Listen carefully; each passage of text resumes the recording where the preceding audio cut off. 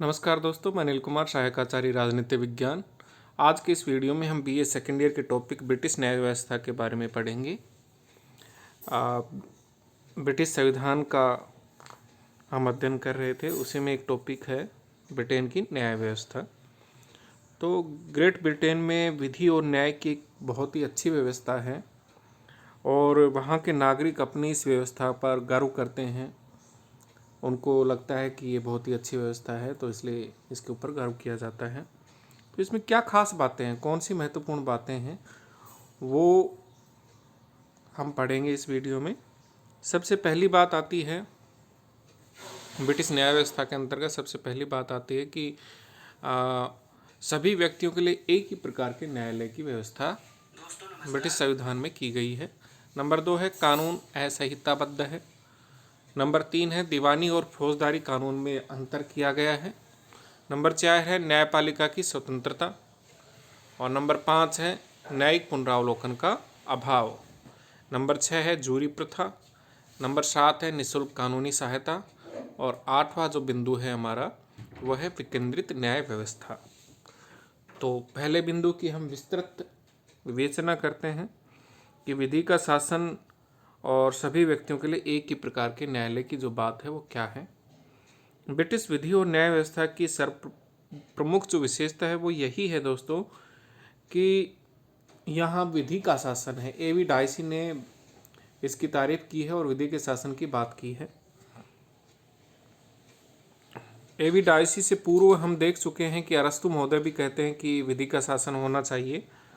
तो एक सबसे बड़ी बात यही है ब्रिटिश संविधान में कि यहाँ विधि का शासन है। नंबर 2 है कानून का असंहिताबद्ध रूप। ये क्या होता है?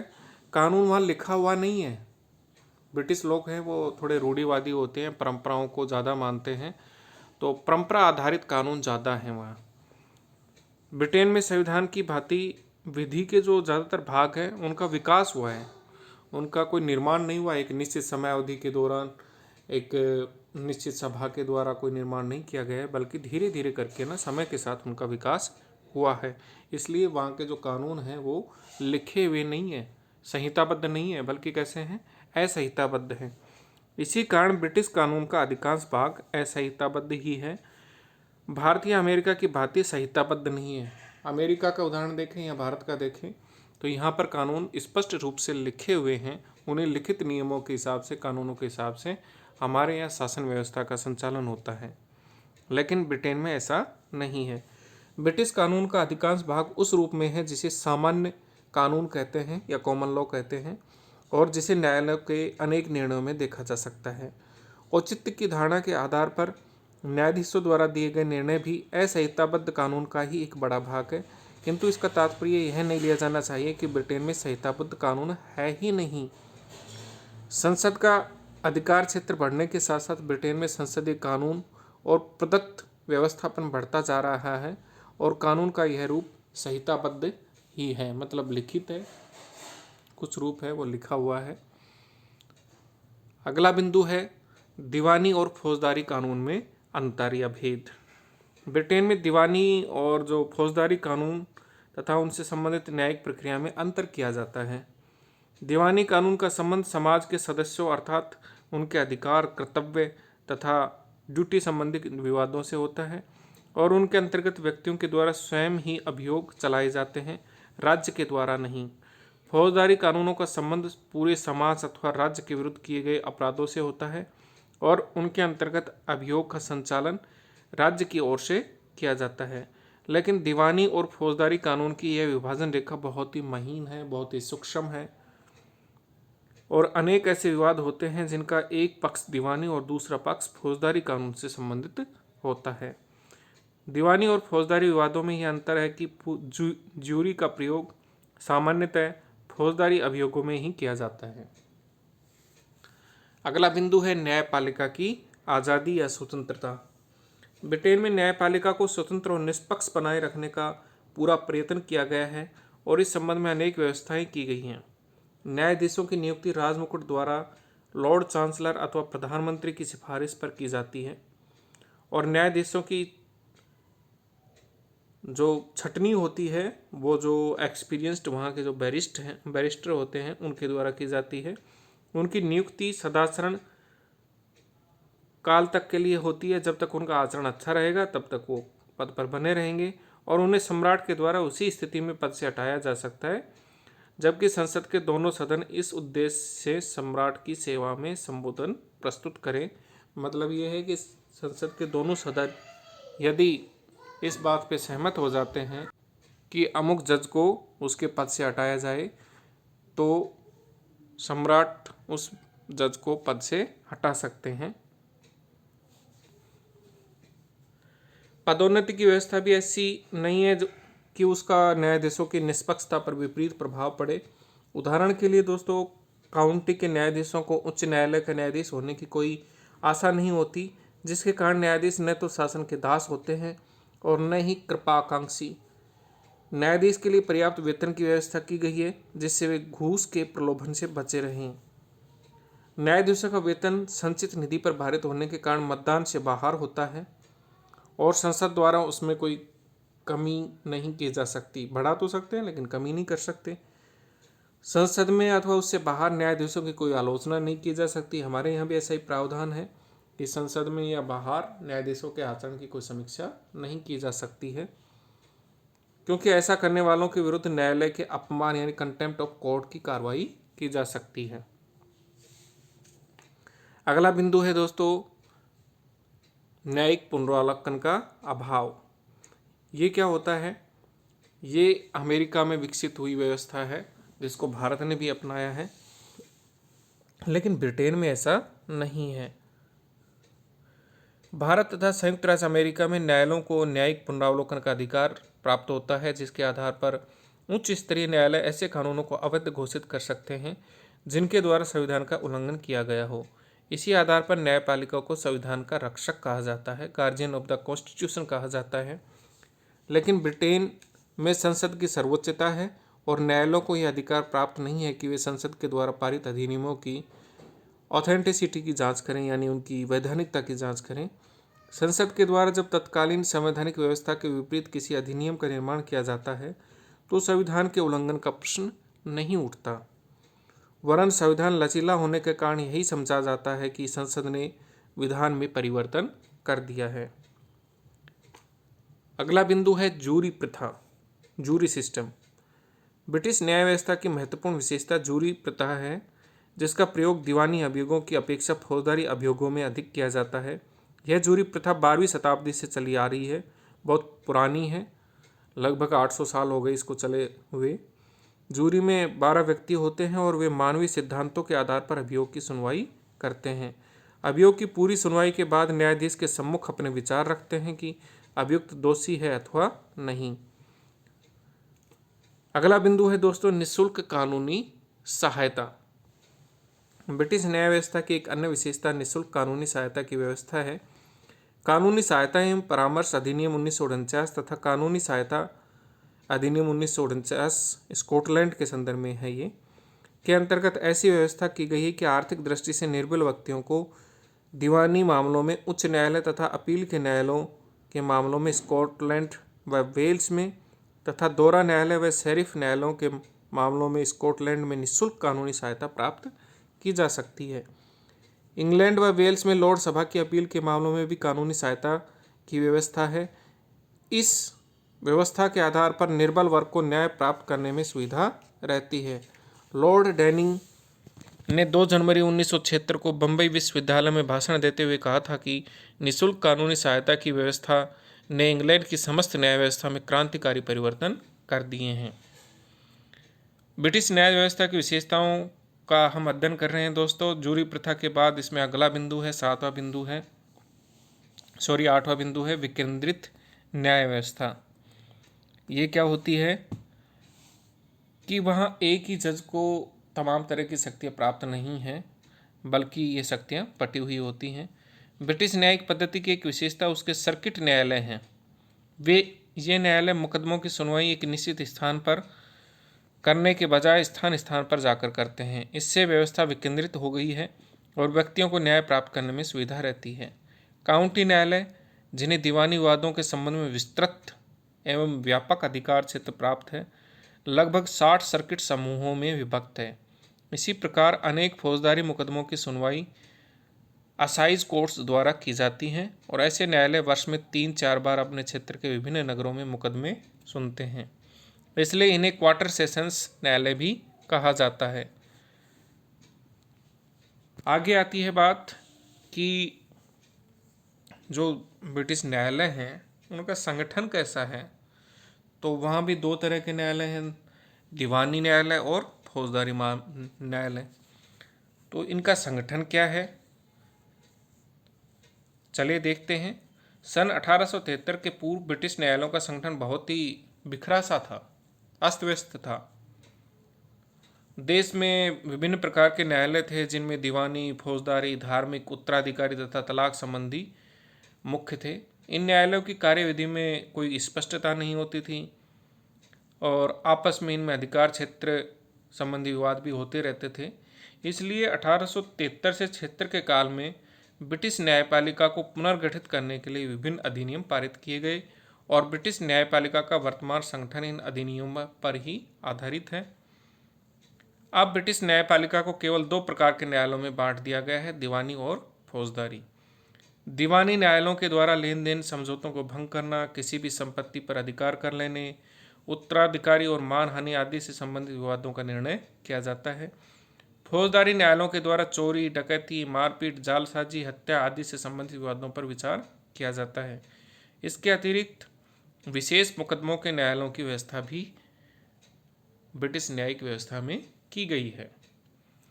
अभी दीवानी न्यायालय क्या होते हैं। दीवानी न्यायालयों में एक तो होता है काउंटी न्यायालय। दीवानी क्षेत्र में सबसे पहला स्तर जो होता है न्यायालय का उसका कहते हैं काउंटी। काउंटी क्या होते हैं, अपने यहाँ जो ज़िले होते हैं और ज़िले में जो सेशन कोर्ट होते हैं वैसे ही वहाँ पर ज़िले को एक तरीके से काउंटी कहा जाता है और वहाँ जो कोर्ट होता है, न्यायालय होता है, उसे दोस्तों क्या कहते हैं, काउंटी न्यायालय। ब्रिटेन में काउंटियाँ उसी प्रकार प्रादेशिक उप विभाग है जिस प्रकार भारत देश में जो ज़िले होते हैं वैसे ही। 200 पाउंड से कम धनराशि वाले विवादों की सुनवाई इन न्यायालयों में की जाती है। न्याय की दृष्टि से इंग्लैंड तथा वेल्स क्षेत्र को 500 विभागों में विभाजित किया गया है और इन 500 विभागों को 60 सर्किटों में बांटा गया है, जिनमें से प्रत्येक सर्किट में 8 या 9 काउंटी न्यायालय हैं। एक सर्किट का एक न्यायाधीश होता है जिसकी नियुक्ति लॉर्ड चांसलर द्वारा की जाती है। सर्किट न्यायाधीश को अपने सर्किट को प्रत्येक काउंटी में 6 मास में कम से कम एक बार अपना न्यायालय अवश्य ही लगाना होता है। प्रत्येक सर्किट न्यायालय में एक पेशकार होता है जो मुकदमों को रजिस्टर करता है। इस पेशकार को यह अधिकार होता है कि वह छोटे छोटे विवादों का आपस में समझौता करवा कर निर्णय करवा दे। सर्किट न्यायालय के निर्णय की अपील उच्च न्यायालय में या हाई कोर्ट में की जा सकती है। अब ये उच्च न्यायालय क्या होता है। काउंटी न्यायालय के ऊपर उच्च न्यायालय के विभिन्न विभाग हैं। उच्च न्यायालय में विवादों को सीधे प्रस्तुत किया जा सकता है जो काउंटी न्यायालय के क्षेत्राधिकार से बाहर है। इसके अतिरिक्त उच्च न्यायालय में काउंटी न्यायालय के निर्णय के विरुद्ध भी अपील की जा सकती है। उच्च न्यायालय के निर्णय के विरुद्ध अपील के न्यायालय में उसकी अनुमति से ही की जा सकती है। उच्च न्यायालय के 3 विभाग कर दिए गए हैं। सम्राट की न्याय मंडली, जैसा कि आप इस डायग्राम में देख सकते हैं, सम्राट की न्याय मंडली है। चांसलरी डिवीज़न है। प्रोबेट, तलाक तथा एडमिरल्टी डिवीज़न है। अब बात आती है दोस्तों दूसरी कि फौजदारी न्यायालय हैं वो क्या हैं। क्रिमिनल कोर्ट्स होते हैं उनको फौजदारी न्यायालय कहते हैं। तो पेटी sessions court of summary jurisdiction ये न्यायालय सबसे प्रथम स्तर के होते हैं और इनमें स्थानीय मजिस्ट्रेट जिनको जस्टिस ऑफ पीस कहा जाता है वो लोग इसमें न्याय करते हैं। न्यायालयों की संख्या 20,000 से ज़्यादा है और ये इंग्लैंड तथा वेल्स में सर्वत्र यानी सभी जगह विद्यमान है। सामान्यतः ये अवैतनिक कार्य करते हैं किंतु लंदन और बड़े नगरों में ये वैतनिक भी होते हैं और इनकी नियुक्ति लॉर्ड चांसलर द्वारा ही की जाती है। पेटी सेशंस के न्यायालय में एक या एक से अधिक न्यायाधीश मुकदमे सुनने के लिए हो सकते हैं। एक न्यायाधीश वाला न्यायालय साधारण फौजदारी मुकदमे सुनता है और उसे अधिक से अधिक 1 पाउंड तक जुर्माना तथा 14 दिन तक की सज़ा देने का अधिकार होता है। जब 2 या अधिक न्यायाधीश मुकदमे सुनते हैं तो उन्हें कोर्ट ऑफ समरी जुरिस्डिक्शन कहा जाता है और उन्हें 6 मास तक कारावास तथा 50 शिलिंग तक जुर्माना करने का अधिकार होता है। छोटी छोटी चोरियां, आक्रमण, जानवरों के प्रति निर्दयता, आवारागर्दी आदि से संबंधित विवाद यहाँ प्रस्तुत होते हैं। कोरोनर्स न्यायालय, यह न्यायालय की वर्तमान व्याख्या की दृष्टि से न्यायालय नहीं है। इसमें एक कोरोनर होता है जो काउंटी अथवा बरो परिषद द्वारा नियुक्त किया जाता है। यह कोरोनर प्राय डॉक्टर होता है या फिर वकील होता है। वह जूरी की सहायता से अथवा उसके बिना भी कार्य करता है और इसका कार्य किसी व्यक्ति की रहस्यमय, आकस्मिक अथवा अप्राकृतिक मृत्यु के कारण का पता लगाना होता है। वह जीवन भर के लिए नियुक्त किया जाता है। वर्तमान समय में इंग्लैंड में कोरोनर्स न्यायालय के कार्य करने के तरीकों की बहुत अधिक आलोचना की जाती है और इसमें सुधार की मांग की जा रही है।